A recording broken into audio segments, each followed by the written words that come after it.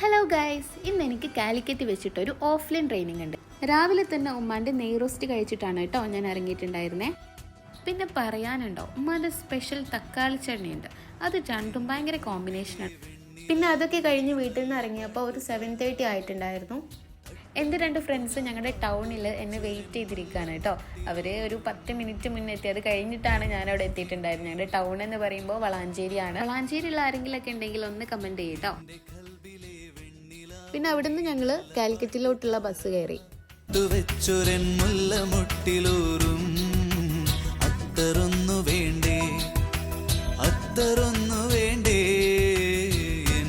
ഞങ്ങൾ അവിടെ എത്തിയപ്പോഴേക്കും ഒരു 10:30 ആയിട്ടുണ്ടായിരുന്നു.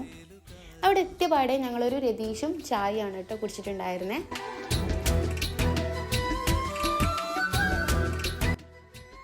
ഇതിൻ്റെ ബാക്കി വീഡിയോ നെക്സ്റ്റ് പാർട്ടായിട്ട് അപ്ലോഡ് ചെയ്യാം കേട്ടോ.